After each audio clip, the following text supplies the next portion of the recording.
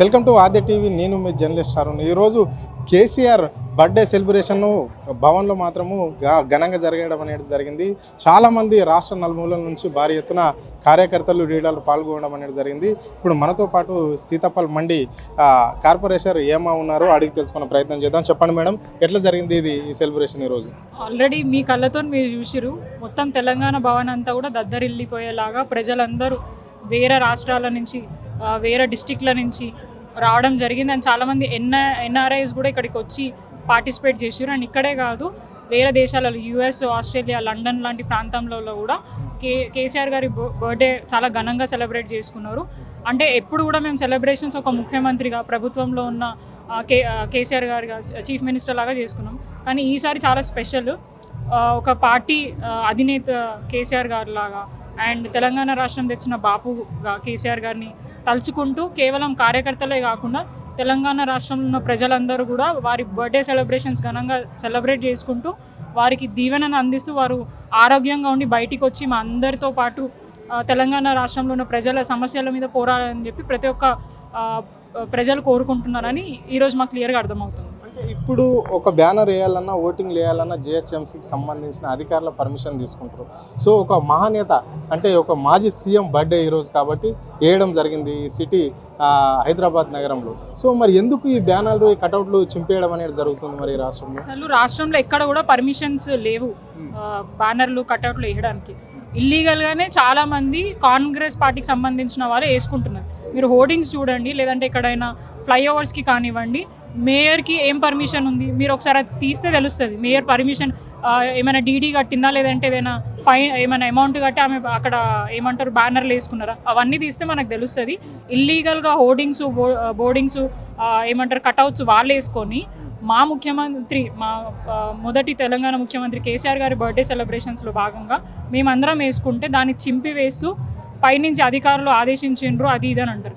ఎప్పుడు కూడా కాంగ్రెస్ పార్టీ వాళ్ళు ఏదైనా సెలబ్రేషన్స్ చేసుకుంటే ఎప్పుడు కూడా గతంలో మేము ఇట్లాంటి చిల్లర వేషాలు వేయలేదు. ఇప్పటికీ కూడా మీరు చూసుకుంటే పక్కన బీఆర్ఎస్ కటౌట్ పక్కన బీజేపీ ఉంటుంది, కాంగ్రెస్ ఉంటుంది. ఆ రెండు టచ్ చేయరు. కానీ కేవలం బీఆర్ఎస్ పార్టీకి సంబంధించిన ఏమంటారు కటౌట్ కానివ్వండి, బ్యానర్లు కానీ చింపివేసే ప్రయత్నం చేస్తారు. ఇది చిల్లర రాజకీయం. మేయర్ గారు కూడా తెలుసుకోవాలా ఏ పార్టీ నుంచి ఏ పార్టీకి పోయినారో. ఇప్పుడు ఎవరు చూసినా కూడా మేయర్ ఇన్స్ట్రక్షన్స్తో మేము చింపేస్తున్నాం అన్న. ఇప్పుడు ఆమె ఏడా కనిపిస్తే ఆడ చింపడానికి ప్రజలైతే సిద్ధంగా ఉన్నారు. ఆమె చేష్టలు అట్లున్నాయి. ఇది మార్చుకోవాలా కాంగ్రెస్ పార్టీ నాయకులు. ఇట్లాంటి చిల్లర వేషాలు ఇస్తే ప్రజల్లో మంచి పేరు రాదు. ఆయన రాష్ట్రానికి ఎంత అభివృద్ధి చేసారు, ఏం చేసారో ఆ గౌరవం కూడా లేకుండా ఇట్లాంటి చిల్లర వేషాలు వేస్తే మాత్రం ప్రజలు ఎవరు ఒప్పుకోరు. అంటే మీ పార్టీ నుండి ఇట్లా బర్త్డే కాకముందే కేవలం 7-8 గంటల మధ్యలో భారీ ఎత్తున ఇట్లా చించేయడం అనేది జరిగింది. ఈ అంశం పైన మీ అధిష్టానం కావచ్చు, మీ పార్టీ కావచ్చు, మీరు కావచ్చు ఏమైనా పోలీస్ కేసును ఫైల్ చేయడానికి ప్రయత్నం చేస్తున్నారా? డెఫినెట్గా మీరు అన్నట్టు మేము నిన్న చూడడం జరిగింది. ఇట్లా పెట్టిన సెకండ్స్ కొంతసేపట్లోనే డిఆర్ఎఫ్ వాళ్ళు వచ్చి దాన్ని చింపేసి మా నాయకులు దాన్ని ఆపే ప్రయత్నం చేశారు. ఎవరు దీని ఇన్స్ట్రక్షన్స్ ఇచ్చిరే పైనుంచి అధికారులు అని అంటున్నారు. అంటే ఏ అధికారులు దానికి ఏమైనా రిటర్న్లు ఇచ్చిర్రా? ఇస్తే మరి మావే కాకుండా పక్కన బీజేపీకి సంబంధించిన నాయకులు, అది కాంగ్రెస్ పార్టీకి సంబంధించిన నాయకులు కూడా అవి కూడా తీయాలా. ఇన్ కేస్ ఫైన్లు వేస్తారా, వేస్తే వాళ్ళ మీద కూడా వేయాలా. ఇట్లాంటివి ఏం చేయకుండా కేవలం అవుట్రేట్గా ఓన్లీ బీఆర్ఎస్ పార్టీని టార్గెట్ చేసి మమ్మల్ని ఇబ్బంది పెట్టే ప్రయత్నం చేస్తే మాత్రం ఖచ్చితంగా లీగల్గా మేము కూడా కేసులు పెడతాం. వాళ్ళ మీద కూడా ఫైన్ లేపించే ప్రయత్నం అయితే డెఫినెట్ చేస్తాం. అవి ఎవరైనా కానివ్వండి, మేయర్ కానివ్వండి, ఇంకెవరైనా కానివ్వండి. అంటే ఇప్పుడు కేసీఆర్ ఆనవాళ్ళు లేకుండానే కేసీఆర్ అనే మొక్క ఈ రాష్ట్రంలో మొలవనీయము కూటు వేర్ల నుంచి పీకేస్తున్న ముఖ్యమంత్రికి ఈరోజు బర్త్డే సందర్భంగా ఇంత జనాలకు నుండి ఇక్కడ రావడం అనేది జరిగింది. మాజీ ముఖ్యమంత్రి రాకపోయినా దీన్ని ముఖ్యమంత్రికి ఎట్లా సవాల్ చేస్తున్నారు మీరు? ఫస్ట్ ఆఫ్ ఆల్ కేసీఆర్ గారు బ్యానరే చూడలేకపోతున్నాడు. అదే రూట్లలో పోతుంటాడు కదా, ఆయన జస్ట్ ఆ ఫోటో చూపు మీద పడితేనే ఆయన భయపడుతున్నాడు, ఉనికిపోతున్నాడు. ఆ భయంతోనే ఇలాంటి చిల్లర రాజకీయాలు చేస్తున్నారని మేము అనుకుంటున్నాం. సో ముఖ్యమంత్రిగా లేకుండానే ప్రజలందరూ ఇంత ఆదరించి ఇంత ఘనం ఆయన బర్త్డే సెలబ్రేషన్స్ చేసుకుంటుంటే తట్టుకోలేని పరిస్థితుల్లో ఇట్లాంటి చిల్లర రాజకీయాలు చేస్తున్నాడు. రీసెంట్గా ఆయన బర్త్డే కూడా అయింది. ఒకసారి ఆయన సెలబ్రేషన్స్ ఎట్లా అయినా చూసుకుంటే తెలుస్తుంది. ముఖ్యమంత్రియే కదా, మరి నీ బర్త్డే సెలబ్రేషన్స్ ఎట్లా చేసారో, మా ముఖ్యమంత్రి గారి కేసీఆర్ గారి బర్త్డే సెలబ్రేషన్స్ ఎట్లా చేసారో చూస్తే ఆ డిఫరెన్స్ క్లియర్గా తెలుస్తుంది. ప్రజలకి మంచి చేసే నాయకులనే ప్రజలు ఏమంటారు కోరుకొని ఇంకా ఎక్కువ సెలబ్రేట్ చేసుకుంటారు తప్ప నీలాంటి రౌడీని క్రిమినల్ని దృష్టిలో పెట్టుకొని అట్లాంటి సెలబ్రేషన్స్ చేసుకోరు. అంటే కేసీఆర్ ఆనవాళ్ళు లేకుండానే చేస్తా అని చెప్పేసి ముఖ్యమంత్రి అంటుండు కదా, అంటే ఆనవాళ్ళు లేకుండా చేస్తా అంటే సెక్రటరియట్ కూలగొడతాడా, లేకుంటే కమాండ్ కంట్రోల్ కూలగొడతాడా, లేకుంటే కేసీఆర్ ఇంప్లిమెంట్ చేసిన పథకాలను ఏవి కూడా ఈ రాష్ట్రంలో కొనసాగకుండా ప్రయత్నం చేస్తుండే ఈ ముఖ్యమంత్రి? ఫస్ట్ ఆఫ్ ఆల్ కేసీఆర్ గారు ఆనవాళ్ళు లేకుండా చేయాలంటే తెలంగాణ రాష్ట్రమే ఉండదు. అండ్ నువ్వు ముఖ్యమంత్రి, నీ ముఖ్యమంత్రి సీట్ అనేది ఉండదు.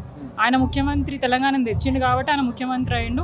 ఆ తర్వాత నువ్వు ఇచ్చిన అబద్ధపు హామీలను నమ్మి తెలంగాణ ప్రజలు నిన్ను ముఖ్యమంత్రి చేసి, ఇన్ కేసు నువ్వు వద్దనే అనుకుంటే నువ్వు ఫస్ట్ పోతావు. ప్రజలు కాదు, ఆనవాళ్ళు కాదు, ఫస్ట్ నువ్వు పోతావు, నీ చేరిపోతుంది.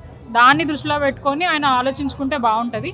అండ్ ఫస్ట్ ఆఫ్ ఆల్ ఆయన ఆనవాళ్ళు చెరిపే ప్రయత్నం ఎవరు చేసినా కూడా మేము ఖచ్చితంగా ఏం చేయాలో అది చేస్తాం. అసలు ఆస్కారమే లేదు. కేవలం ఇట్లా ఏంటంటే సింహం ముందు పోయి గర్జిస్తారు ఇట్లా సంథింగ్ అని అంటారు కదా, అట్లా సింహం దగ్గరకు వచ్చి గర్జించే ప్రయత్నం అట్లా ఏదో చేస్తున్నాడు. అదే మేకపోతూ గాంభీర్యం ప్రదర్శించే ప్రయత్నం చేస్తున్నాడు. సింహం ముందు వచ్చి ఏం చిల్లర చేసినా కూడా అల్టిమేట్గా ఒకటే ఇదితోని వేసి పడేస్తుంది. సో అట్లనే ఉన్నారు కేసీఆర్ గారు కూడా.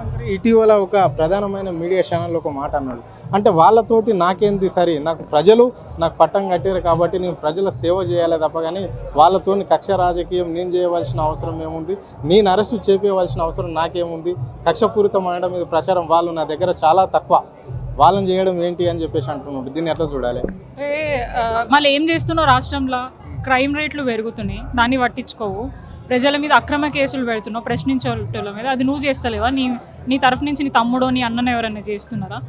ఇవన్నీ చిల్లర రాజకీయాలన్నీ నువ్వు చేస్తూ పొద్దున్న లేస్తే కేసీఆర్ గారిని, బీఆర్ఎస్ పార్టీ నాయకులను తిట్టుకుంటా, పార్టీకి సంబంధించిన వ్యక్తుల మీద కేసులు పెట్టుకుంటా, ఇవన్నీ నువ్వు చేస్తూ మళ్ళీ వారితో నాకు సంబంధం లేదు, వాళ్ళు మాటల అంటే నేను పడాలా, నేను పట్టించుకొని అది ఇది అంటే నీ స్థాయి ఏందో ఆడనే అర్థమవుతుంది, నీ వ్యక్తిత్వం ఏందో ఆడనే తెలుస్తుంది.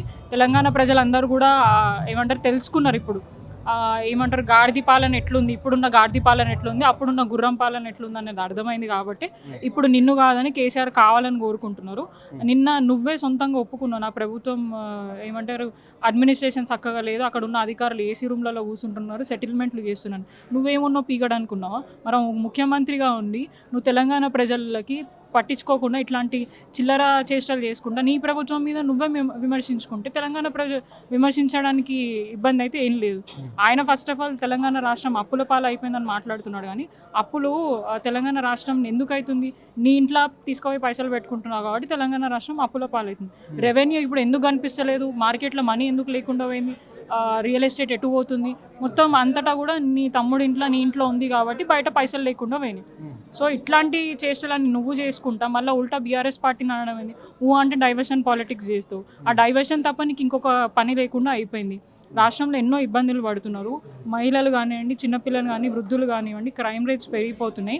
ఒకప్పుడు కేసీఆర్ గారు ఉన్నారు అంటే మహిళలు రాత్రిపూట ఉద్యోగాలకి చాలా హ్యాపీగా పోతుండే. షీ క్యాబ్స్ ఉండే, షీ టీమ్స్ ఉండే, అవన్నీ ఎక్కడ పోయినాయి? ఏడ కనిపిస్తలేవు. అంటే ఉల్టా మహిళల మీద దాడులు, అత్యాచారాలు ఇవన్నీ పెరిగిపోతున్నాయి.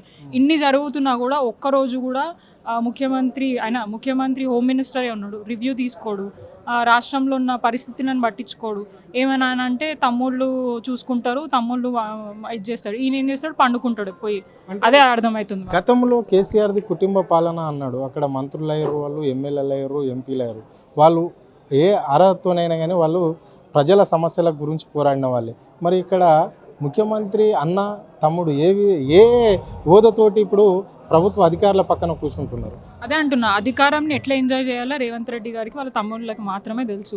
ప్రోటోకాల్ని ఉల్లంఘించి అక్కడున్న నాయకులు కూడా వాళ్ళ తమ్ముళ్ళని తీసుకొచ్చి గవర్నమెంట్ వేదికల మీద కూర్చోబెడుతున్నారు. First of all family politics అంటున్నారు. మరి కాంగ్రెస్ పార్టీది ఫ్యామిలీ పాలిటిక్స్ కాదా?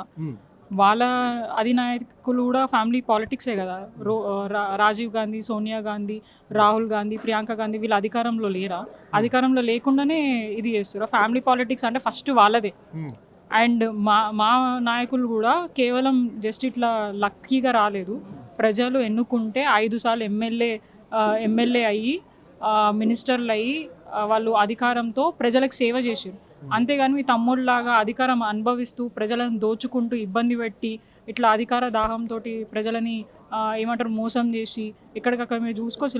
లగచర్ల ఇష్యూ రైతులే స్వయంగా చెప్పారు, రాత్రులు కొండలరెడ్డి అన్న వ్యక్తి వచ్చి లైట్లు బంద్ చేసి మహిళల మీద దాడులు చేపించి అరెస్టులు చేపించే ప్రయత్నం చేస్తారు. ఇంత అరాచకమైన పాలన ఇప్పుడు దాకా చూడలేదు. గతంలో మనము ఏమంటారు 70 ఏళ్ళ పాలన కూడా కాంగ్రెస్ పాలన ఉన్నప్పుడు కూడా ఇంత అరాచకమైన పాలన లేకుండే. కానీ రేవంత్ రెడ్డి ఒక క్రిమినల్ కాబట్టి ఆ క్రిమినల్ మైండ్ సెట్తోనే తెలంగాణ రాష్ట్రాన్ని పరిపాలిస్తున్నాడు. అట్లాంటి వ్యక్తుల్ని ఎన్నుకున్నందుకు మేము సిగ్గుపడుతున్నామని తెలంగాణ ప్రజలందరూ కూడా మాట్లాడుతున్నారు.